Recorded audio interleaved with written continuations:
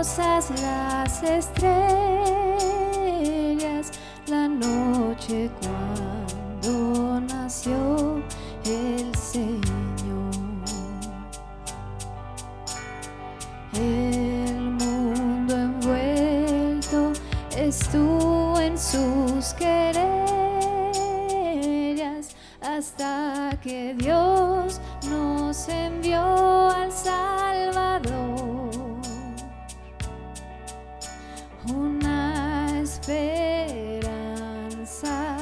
todo el mundo siente la luz de un nuevo día, al fin brilló. Hoy adorar a Cristo reverentes, oh noche divina nació el Salvador. Oh noche divina nació el Salvador.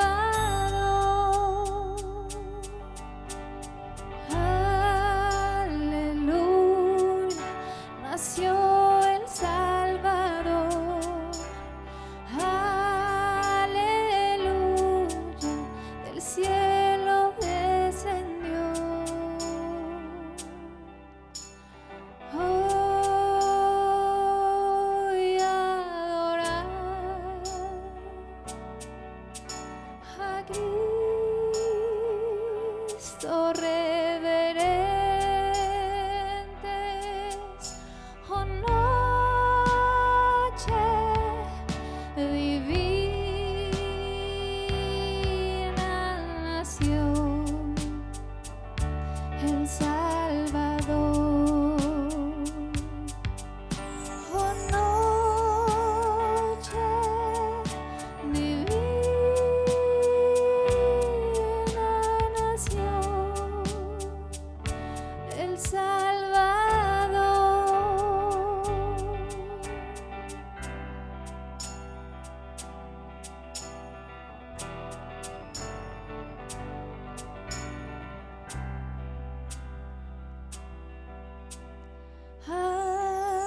Aleluya, nació el Salvador. Aleluya, del cielo descendió.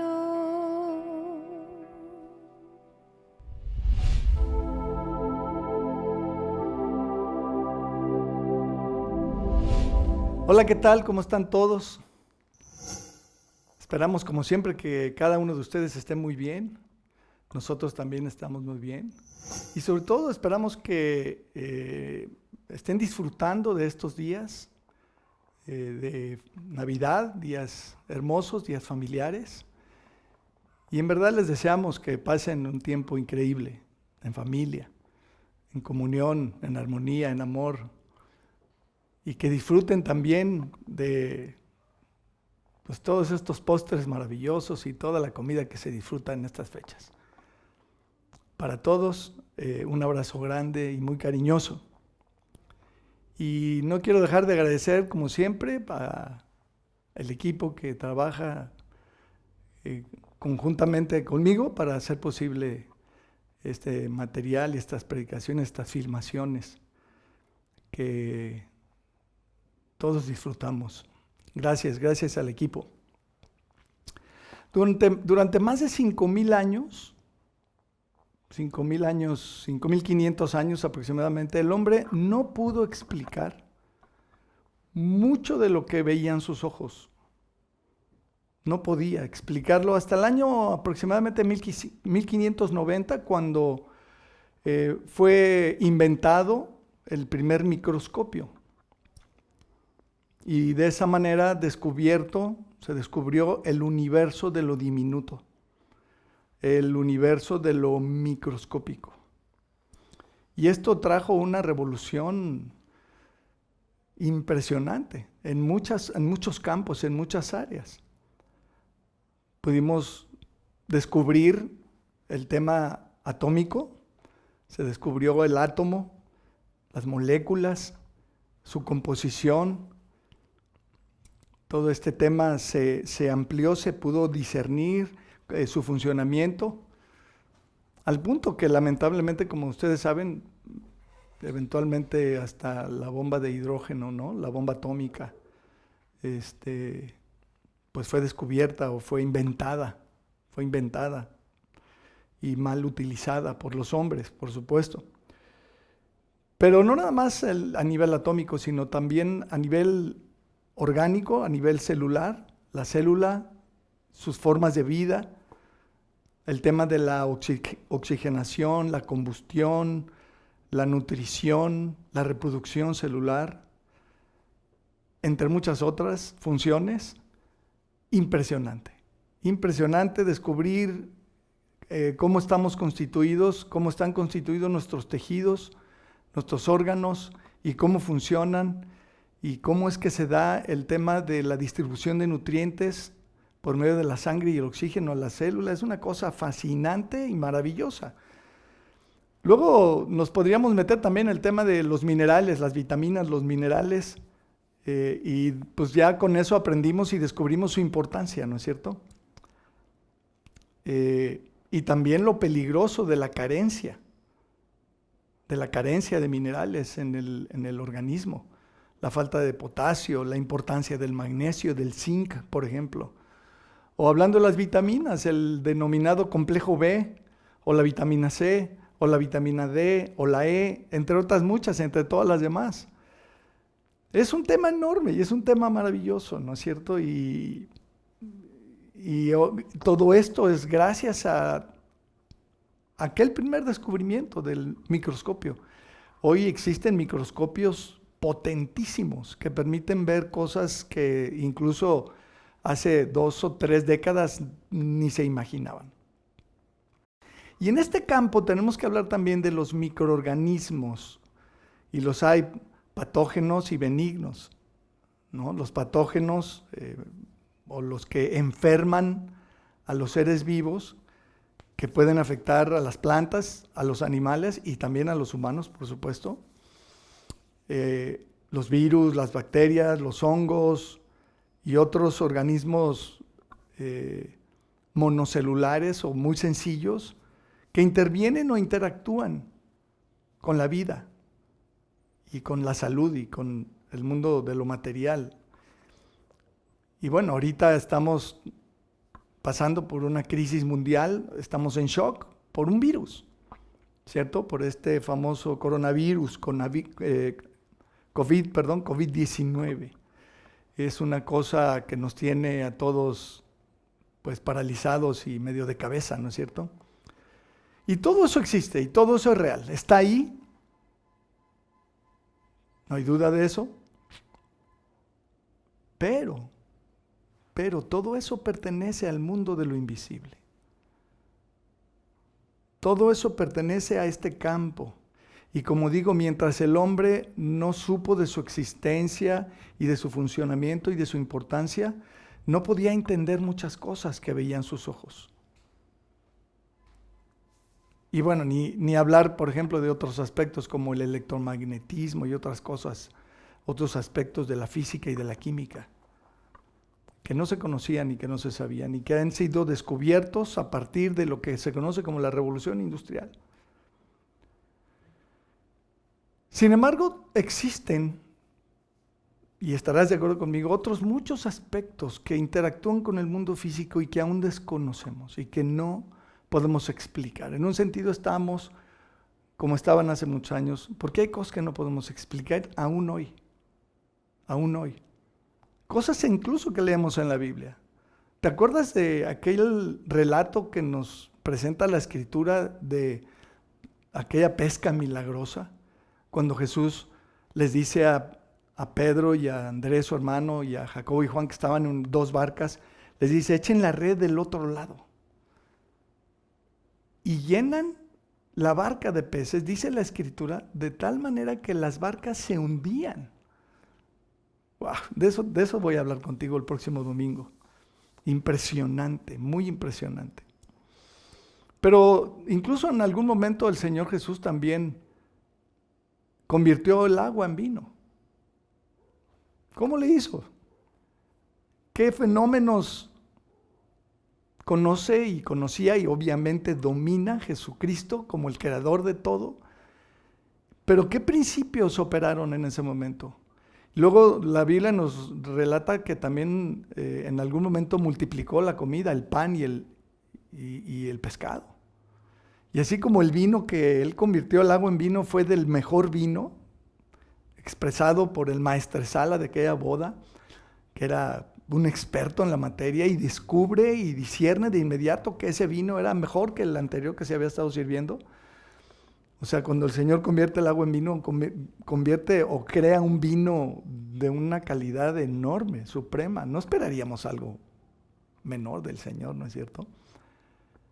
Y lo mismo pienso que debe haber ocurrido en la multiplicación de la comida, del pan y del pescado, ¿no? Aquel pescado, aquel pan debe haber sido una delicia.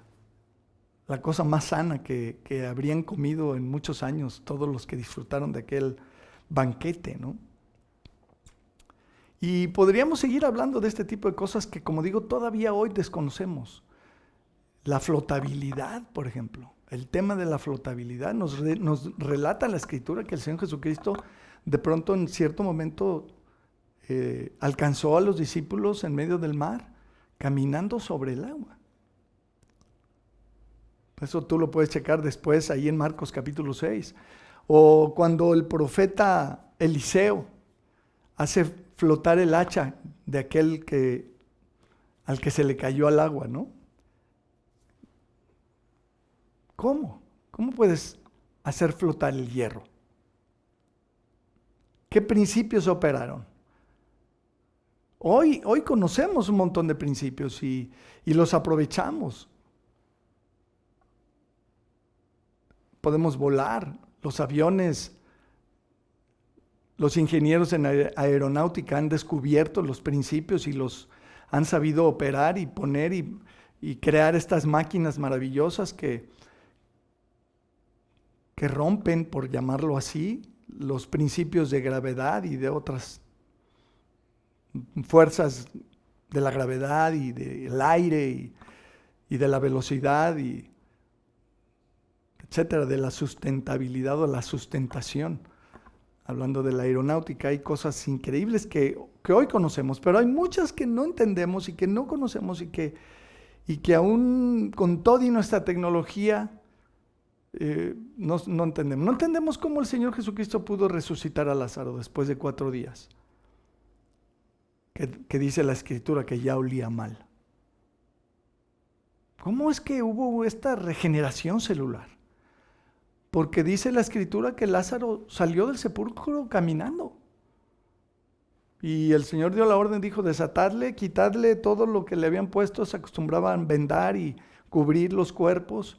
Se les ponían ciertos ungüentos y aceites y se les cubría, se les enrollaba en vendas, digámoslo así, y desatarle y dejarle ir. Y Lázaro de pronto sale.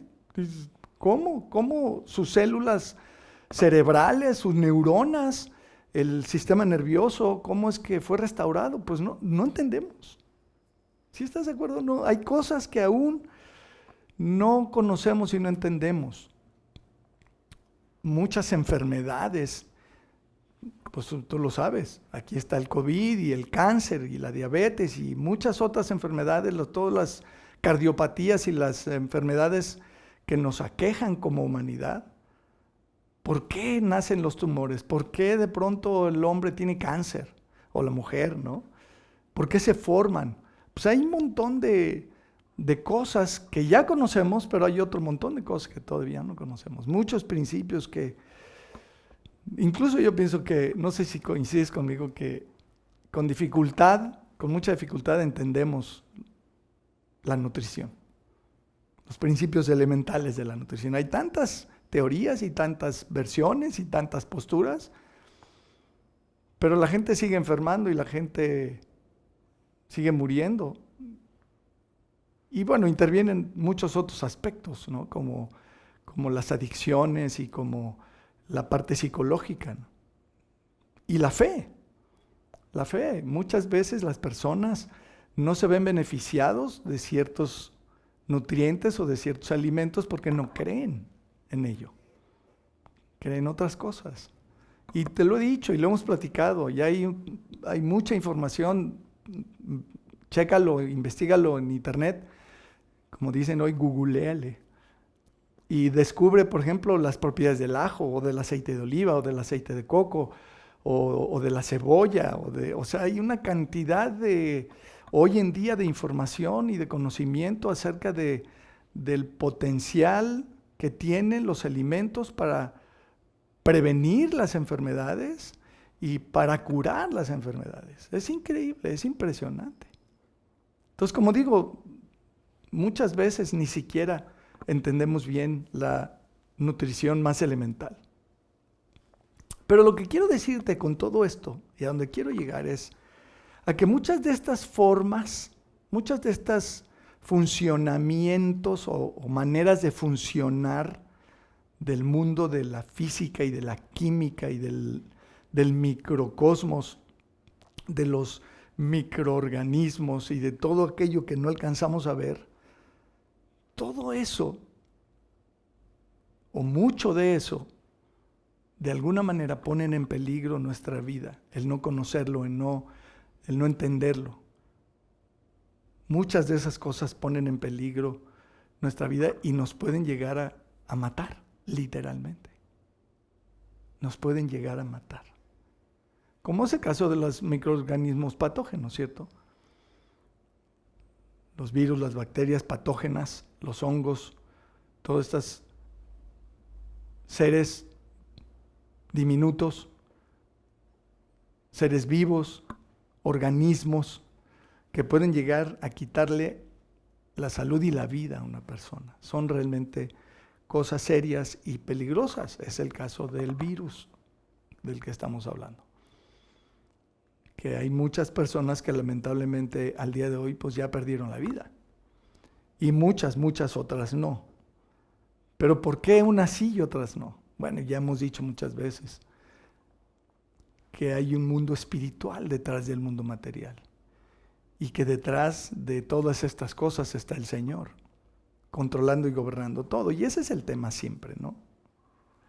Pero mira, hay un pasaje en la Escritura que quiero compartir contigo en donde se nos muestra cómo una gran tempestad de viento, que era pues un fenómeno natural que no podían controlar, como puede ser un ciclón o un tornado o una tormenta eléctrica, son cosas que no podemos controlar y que pertenecen a este reino o universo de las cosas naturales de la vida que no podemos controlar o que no sabemos qué hacer con ellas, que no sabemos manipular o controlar o dirigir o encauzar y aprovechar.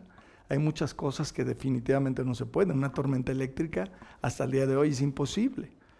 Es imposible, ¿cierto? Tú has visto seguramente alguna tormenta eléctrica y te das cuenta que no hay manera que el hombre controle eso. O al menos hasta el día de hoy no ha descubierto cómo. ¿Sí estás conmigo? Entonces, este pasaje nos muestra este aspecto. Y quiero compartirlo contigo y sacar un par de reflexiones. Mira, en Marcos capítulo 4, versículo 35. Marcos 4, 35 al 41 dice: aquel día, cuando llegó la noche, les dijo: pasemos al otro lado. Y despidiendo a la multitud, le tomaron como estaba en la barca, y había también con él otras barcas. Pero se levantó una gran tempestad de viento, y echaba las olas en la barca, de tal manera que ya se anegaba. Y él estaba en la popa, durmiendo sobre un cabezal. Y le despertaron y le dijeron: maestro, ¿no tienes cuidado que perecemos? Y levantándose, reprendió al viento y dijo al mar: calla, enmudece. Y cesó el viento y se hizo grande bonanza. y les dijo, ¿por qué estáis así amedrentados? ¿Cómo no tenéis fe? Entonces temieron con gran temor y se decían el uno al otro, ¿quién es este que aún el viento y el mar le obedecen? Wow. Recuerda que el Señor Jesucristo está en su condición humana y está conviviendo con estos pescadores.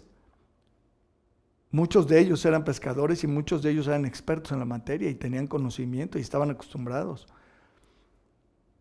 Pero esta tempestad de viento que se levantó en ese momento los atemorizó, los amedrentó. Jesús se levanta y les dice, ¿por qué están así amedrentados? Y ese es uno de las reacciones naturales del corazón humano que no tiene fe. Y entiendas a la fe no como una cosa mística y extraña y medio inexplicable como muchas veces se pretende manejar. La fe en las Escrituras es sinónimo de confiar, de confianza. Fe, bíblicamente hablando, es creerle a Dios, es confiar en Dios, es descansar en su poder, en sus promesas, en sus palabras, en su control, en su soberanía. Y probablemente los discípulos en este punto debían haber tenido claro quién venía con ellos en la barca. Porque lo vivieron, ¿no? El Señor se incorpora y pone calma. Pero ellos no tenían esa confianza, no tenían esa fe, estaban así amedrentados. Y lo que pasa es que es una reacción, como dije, del corazón que no tiene fe, estar amedrentado, estar atemorizado por las cuestiones peligrosas. Hay cosas peligrosas. Una tempestad de viento echaba las olas en la barca de tal manera que se anegaba. Había riesgo de que se hundieran. Y seguramente ellos sabían que una vez que naufragaran y que perdieran el control del bote y de la seguridad que les daba estar en la lancha, iban a estar ahí a la deriva en el mar, lo cual era muy peligroso, podían morir ahogados. Y eso es lo que le dicen ellos, Señor, ¿no tienes cuidado que estamos en peligro de morir? ¿No vas a hacer nada? ¿No? Y claro, el Señor se levanta y lo resuelve. Ahora, quiero poner delante de ti esta reflexión. En primer lugar, el Señor controla todo. Aquí podemos verlo claramente, cómo el Señor controla la naturaleza. El Señor Jesucristo tiene control total de todos, absolutamente todos los fenómenos naturales, comprensibles e incomprensibles por nosotros, conocidos y desconocidos por nosotros. ¿Sí estás? ¿Estás de acuerdo? El Señor Jesucristo controla todo el universo. La Escritura nos dice que el universo subsiste gracias a Jesucristo. Y sí, probablemente algunos de ustedes están pensando que suena muy fanático este concepto y que así somos los cristianos, ¿no? Somos medio fanaticones, pero no es fanatismo, es fe en las Escrituras, es confianza en las Escrituras. El Señor Jesucristo controla la naturaleza de manera perfecta y te acabo de dar los ejemplos. Este es otro. Cómo es que se incorpora y reprende al viento y reprende al mar y se hace grande bonanza. Él controla todo. Y la otra cosa que te quiero decir en esta línea es que Jesucristo no ha cambiado. El Jesucristo que leemos de hace 2000 años en los evangelios sigue siendo el mismo Jesucristo hoy. ¿Sí crees eso? Es lo que nos dice la Escritura. Mira, comparto contigo este texto en Hebreos capítulo 13, verso 8. Tú lo conoces este texto, estoy seguro. Dice, Jesucristo es el mismo ayer y hoy y por los siglos. Jesucristo es el mismo ayer, hoy y por los siglos. El Señor Jesucristo que caminó en el agua, que resucitó a los muertos, que sanó a los enfermos, que controló la naturaleza, sigue siendo el mismo Jesucristo hoy. Tú luego puedes buscar también Malaquías 3:6, en donde Dios dice, porque yo no cambio. Porque yo no cambio, Dios no cambia. Jesucristo es el mismo. Y mira, más allá de que Él controla lo natural, también hay que decir que Él controla lo espiritual, y lo psicológico, y lo mental, y Él controla todo. Él controla absolutamente todo. Dice la Escritura, y te leo, te comparto 1 Pedro 3:21.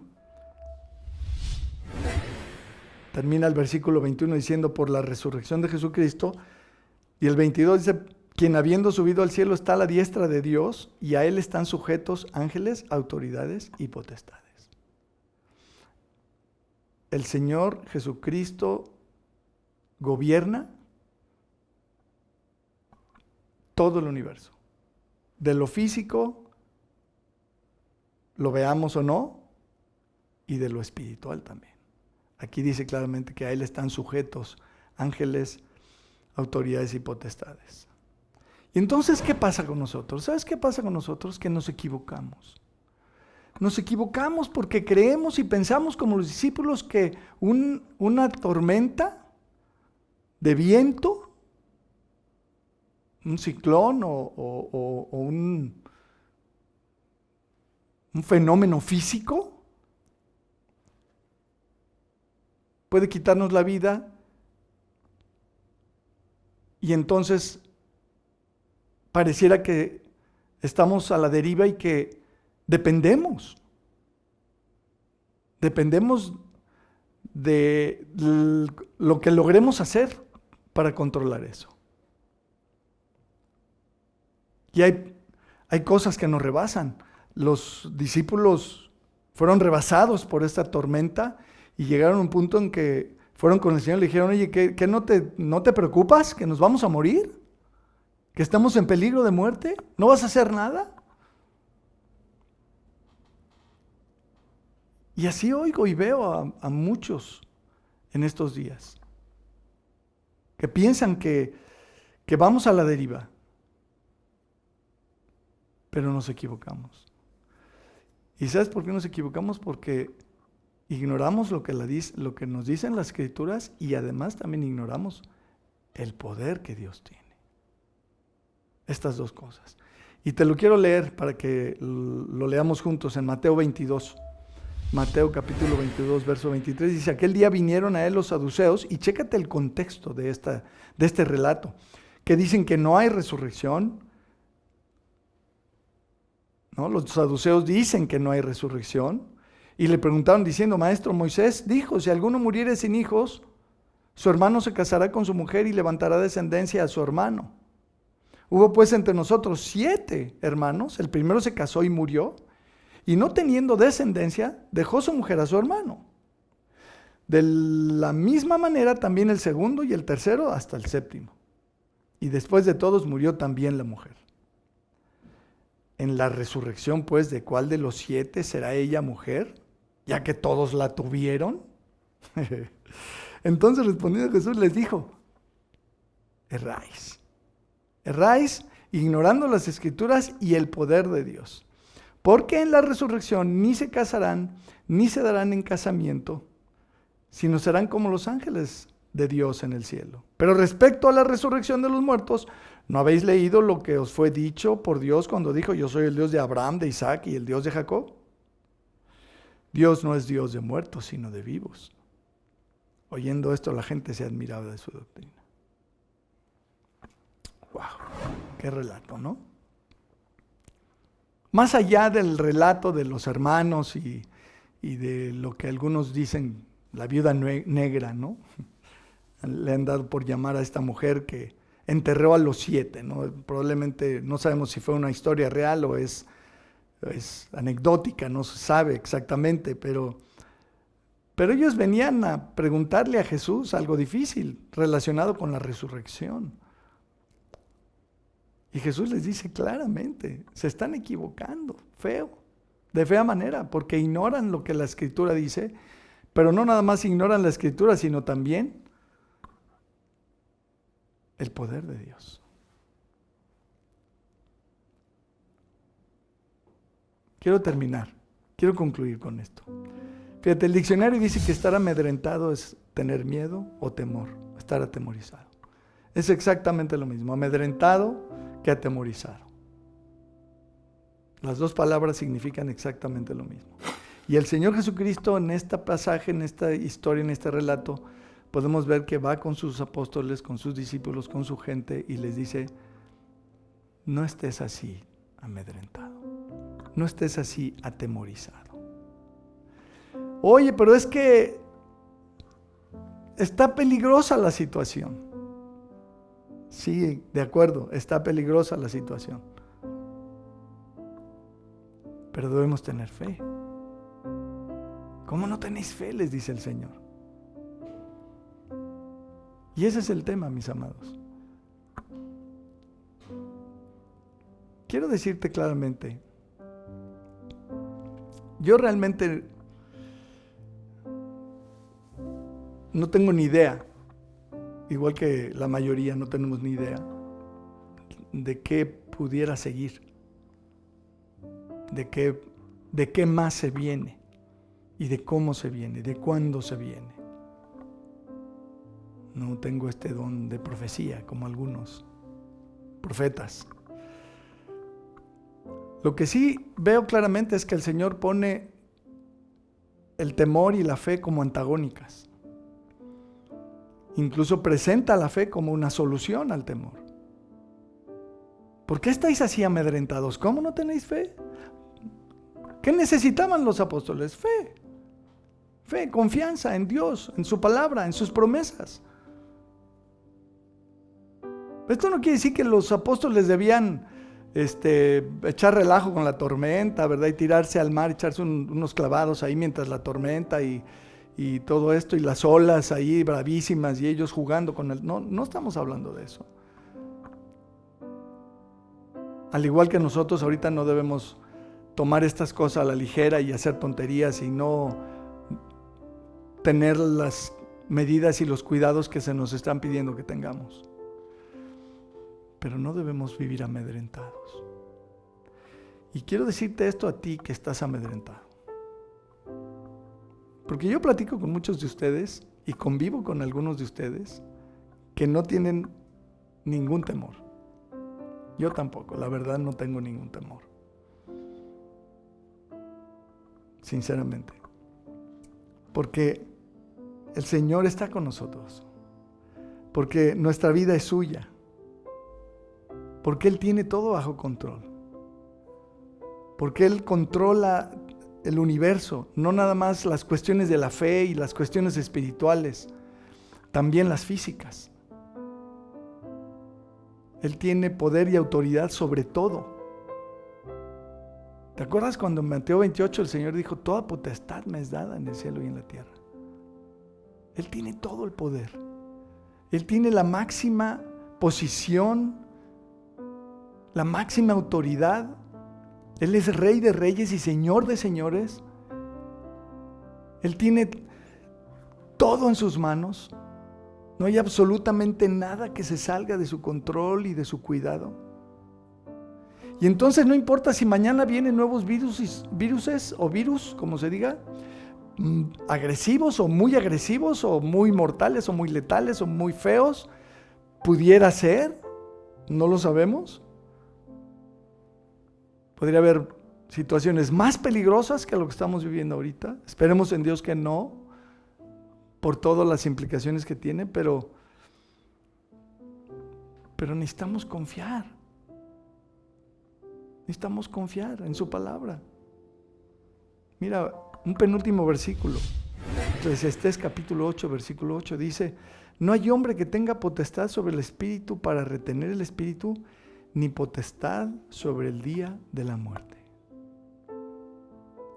No hay hombre que tenga potestad sobre el día de la muerte.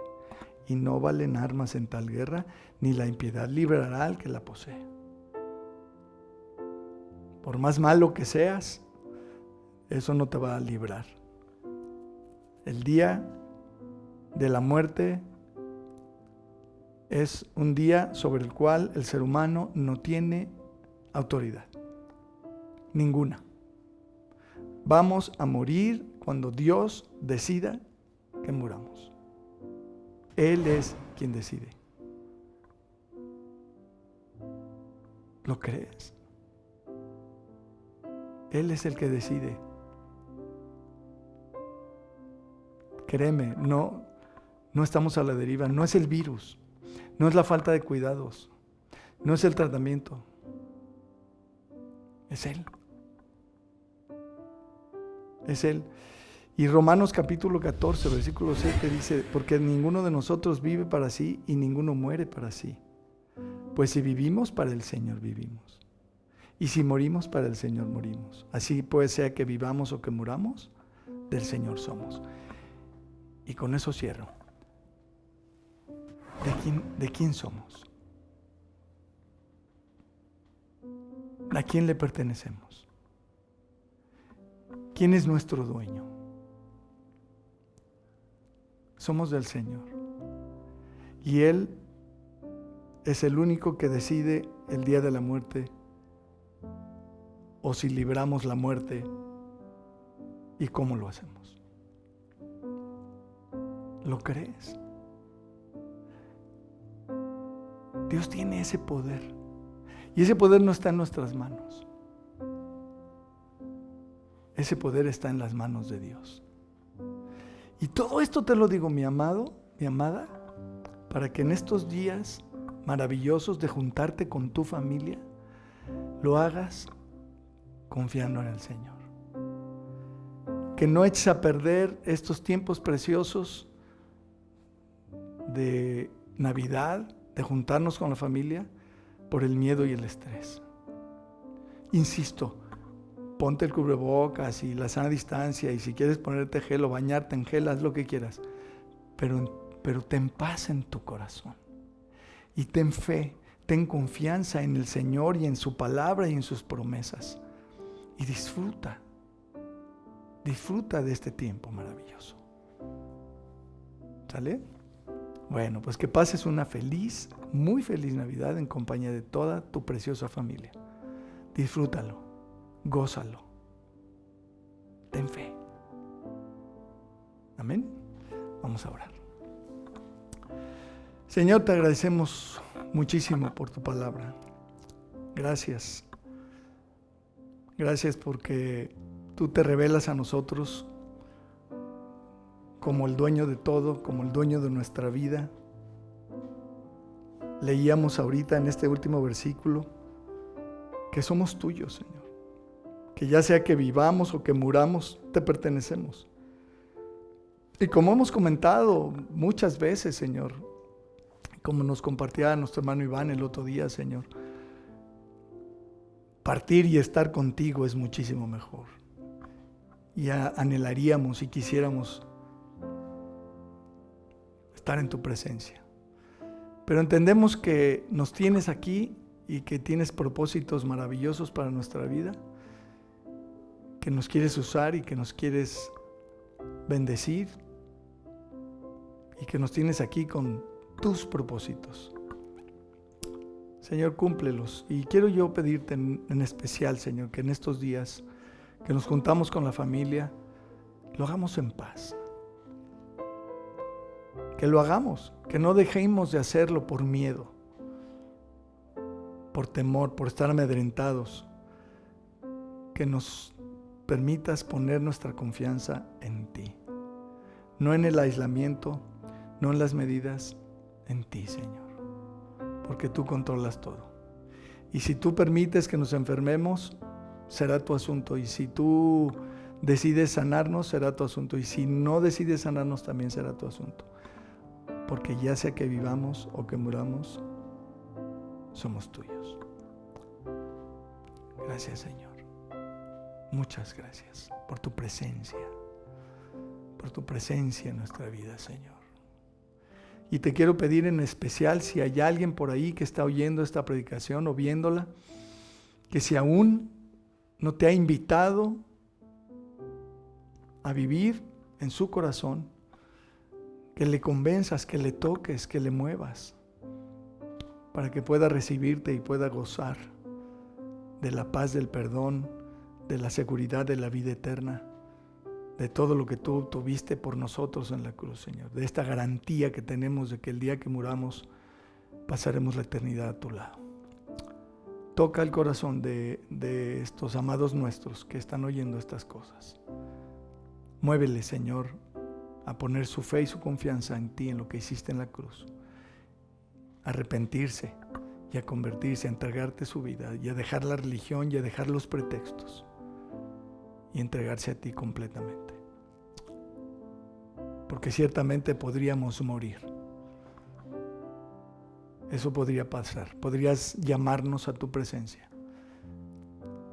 Que si hay por ahí alguien que no está seguro, Señor, que le convenzas y que le concedas el creer en ti, el convertirse a ti, el experimentar la vida nueva y la vida maravillosa que nos has dado, que hay en Cristo Jesús. Gracias, Señor. Gracias por todo.